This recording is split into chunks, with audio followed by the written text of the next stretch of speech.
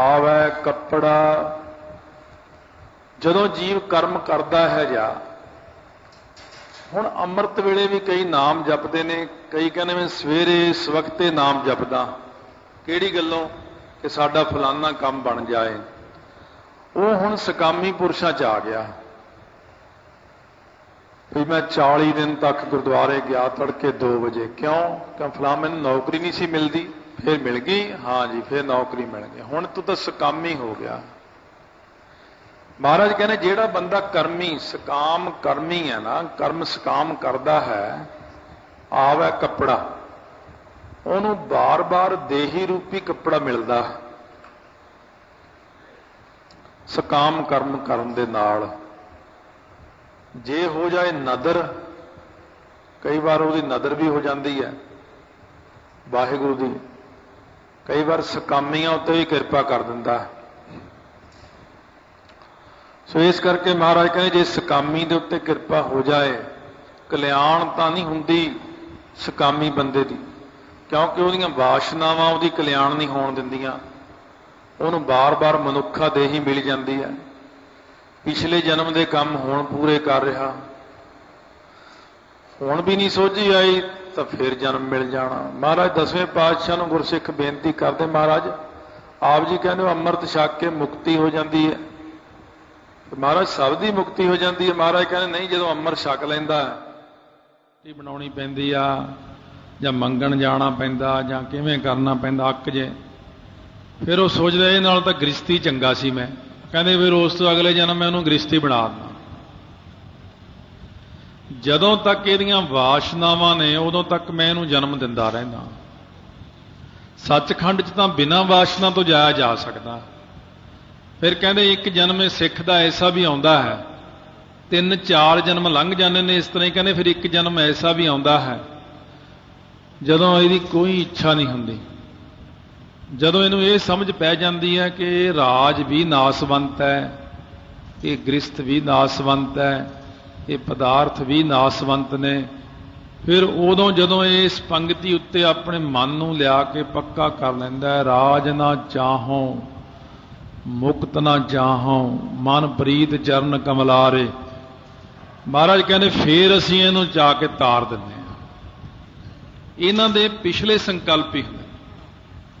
महापुरुषां दे कथन अनुसार महाराजा पटियाला दी पिछले जन्म की इन्नी कमाई है, तकड़े साधु महात्मा सन, पर एवें मन च ख्याल आ गया कि राज करन दा ख्याल आ गया कि राणियां होनी चाहिदियां बहुत सारियां, उसे संकल्प करके जन्म मिल गया। नहीं तो किते माड़ा जा इधर नूं संकल्प घुम जाता परमेश्वर वाल नूं, बा कल्याण हो जानी। हुण संकल्प हो गया ऐसा पिछले जन्म का, उहदे करके ही तां इह राज घराणे विच आए, इन्नियां राणियां रखियां। उह संकल्प भगती बहुत सी ना, प्रताप बहुत ज़्यादा सी। प्रताप तो उन्हां दा हुण भी घट नहीं सीगा, पर वो भगती सारी तपों राज ते राजों नरक वाला काम बना लिया। पर फिर भी महात्मा जन उन्हों का सत्कार करते सी, क्योंकि वो कहते ये पिछले जन्म का साडा साथी है, बहुत कमाई है दी। इस करके सतगुरु कहते हैं जिन्हें सकाम कर्म करना ना, ये नाल कल्याण नहीं हुंदी। फिर हाँ नदरी मोख द्वार, नदरी अकाल पुरख वाहिगुरू जे नदर कर देवे अपनी मोख द्वार, आ जिहड़ा द्वारियां 9 दरबारियां वाला शरीर है, ये तो मोख हो जाती, फिर ये तो मुक्ति मिल जाती है। द्वार जिहड़ा संसार है, ये तो कल्याण हो जाती जीव की। फिर महाराज कहने जिहड़े निष्काम कर्मी पुरुष ने उन्हां दा देख लो भी, कर्मी आवे कपड़ा निष्काम कर्म करी जाता। महाराज तीसरे पातशाह ने निष्काम सेवा की 12 साल, कोई इच्छा नहीं है, करके दिखाई अपन। जिन्हां जिन्हां ने निष्काम होकर सेवा की है, कर्मी आवे कपड़ा, उन्हां नूं कपड़ा किहड़ा मिलदा? प्रेम पटोला तैसह दिता ढक्कन कू पत मेरी, दाना बीना साई मैंडा नानक सार न जाना तेरी। उन्हां नूं प्रेम रूपी कपड़ा दिंदा है। नदरी मोख द्वार ਨਦਰੀ ਅਕਾਲ ਪੁਰਖ ਵਾਹਿਗੁਰੂ ਆਪਣੀ ਕਿਰਪਾ ਦ੍ਰਿਸ਼ਟੀ ਕਰਕੇ ਉਹਨਾਂ ਨੂੰ ਮੋਖ ਦਾ, ਮੁਕਤੀ ਦਾ ਦਰਵਾਜ਼ਾ ਦਿੰਦਾ ਹੈ ਗਿਆਨ।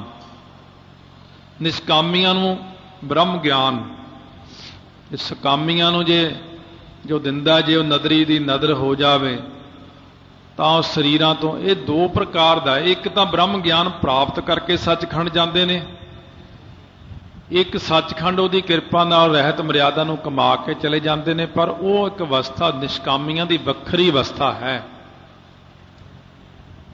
ਜਿਹੜਾ ਸਕਾਮੀ ਤਰਦਾ ਉਹ ਇਕੱਲਾ ਹੀ ਜਾਂਦਾ ਹੁੰਦਾ ਸੰਸਾਰ ਚੋਂ ਸੱਚਖੰਡ ਨੂੰ। ਫਰਕ ਇੰਨਾ ਹੈ, ਜਿਹੜਾ ਨਿਸ਼ਕਾਮੀ ਹੈ ਉਹ ਲੱਖਾਂ ਬੰਦਿਆਂ ਨੂੰ ਨਾਲ ਲੈ ਕੇ ਜਾਂਦਾ। ਜਿਵੇਂ ਮਹਾਤਮਾ ਜਾਂਦੇ ਨੇ ਨਿਸ਼ਕਾਮੀ ਪੁਰਸ਼, ਉਹ 10-10 ਲੱਖ ਜੀਵ ਨੂੰ ਵੀ ਤਾਰ ਕੇ ਜਾਂਦੇ ਦੁਨੀਆ ਚੋਂ। ਤੇ ਜਿਹੜਾ ਸਕਾਮੀ ਹੁੰਦਾ, ਚਲੋ ਤਾਂ ਜਿਵੇਂ ਆਪਣੀ ਟਿਕਟ ਲਈ ਗੱਡੀ ਚੜ੍ਹ ਗਿਆ, ਬਸ ਇਕੱਲਾ ਹੀ ਬਹੁਤ ਹੈ, ਵੱਧ ਤੋਂ ਵੱਧ ਆਪਣੇ ਪਰਿਵਾਰ ਨੂੰ ਤਾਰ ਲਵੇਗਾ। ਪਰ ਗੁਰਮੁਖ ਕੋਟ ਉਧਾਰ ਦਾ ਭਾਈ ਦੇ ਨਾਵੇਂ ਏਕ ਕਣੀ, ਨਿਸ਼ਕਾਮੀ ਪੁਰਸ਼ ਸਾਰਿਆਂ ਨੂੰ ਹੀ ਤਾਰ ਲੈਂਦਾ।